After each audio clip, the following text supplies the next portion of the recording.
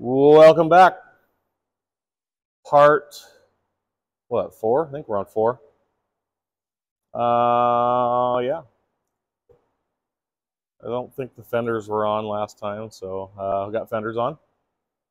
These are some black steel fenders. Let's see, what else have we done? Not a whole lot. I guess today, probably work on the rear brake, get the coil mounted, and we're gonna mess around with these hand controls. We're gonna get them all on. I gotta drill some little, there's like a little tab in there. I'll have to drill a little hole to locate it on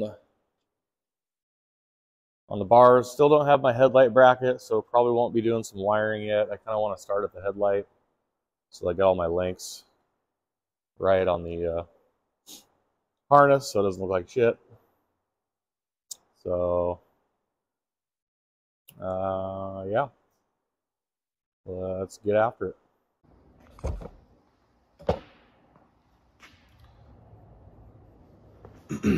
Okay, I think I got all this figured out.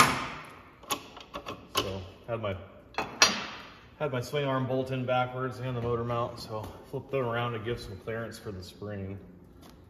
So it looks like, oh yeah, so this is for the parking brake, I think, or whatever you want to call it. We're doing away with that. So I built a little spacer to take place of that. That goes on like that. We're gonna have to play with this, I think, later. We'll see how that all feels when the foot peg's on there. So, and then, I don't know, this kit came with a whole bunch of different springs. So, I'm just kind of using what works here. So we'll stick that guy in there.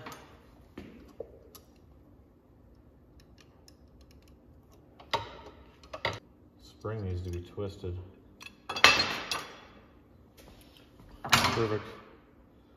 Now we got them 90 degrees in each other. Although I really don't like that.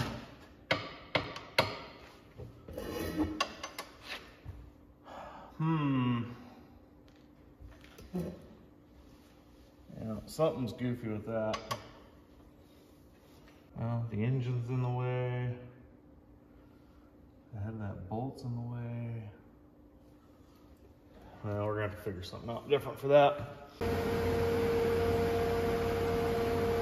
Well, just like everything else on this thing, that was kind of a fight. Anyway, there's the finished product of the brake. Got the spacer in there. Had to get rid of my stainless bolt and put a just regular hex bolt in there to clear that spring, because it was hitting the motor and the spring. It was just too much. So anyway, brake rod, everything's working. Sweet.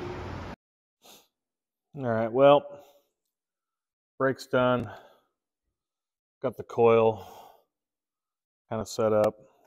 That brings me to the big ugly. I might as well start wiring. I guess I'll start wiring the back half, and then I can kind of push and pull the harness through when I get the headlight bracket.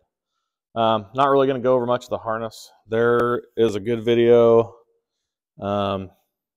I think you search like Bullock version 2 ct70 harness, and that guy's got a pretty good video.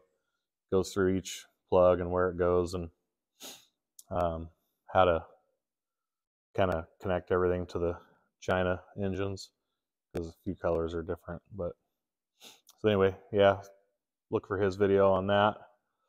I won't bore you with all the wiring, so go ahead and get started on that, and we'll see you back here in a bit.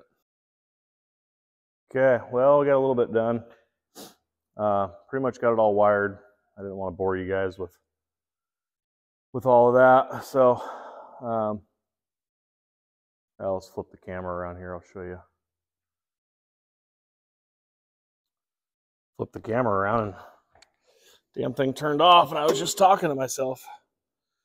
So let's get up on this table here and I'll show you what's up.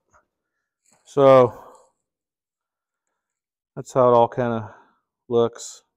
I don't have a tail light yet, so that wiring's just kind of shoved down in there, but not really anywhere to mount the starter solenoid and the rectifier and the CDI. It's kind of just piled in down there. The starter solenoid, you want to wrap it up pretty good with tape so it doesn't arc out on anything. The battery box comes with the harness, that Bullock Performance harness, so that's pretty cool. YTX4L-BS. That took me a little bit to find. Had to measure the box, and then anyway. So if you're looking for the battery, that's the one. Fuel tank's in. What else did we do? There's the fuel lines. I don't have the petcock yet, so that'll have to be in the last video. These foot pegs, these were pretty much a nightmare to get in. Buy the ones with the open center. That way you can actually manipulate the spring to get the pin through. Because these ones sucked. And if you don't get those, then you got to get like a pick like that and go up from behind it and kind of maneuver the spring around to get the pin through. So it was kind of a bitch. Let's see what else. I'll show you the dash.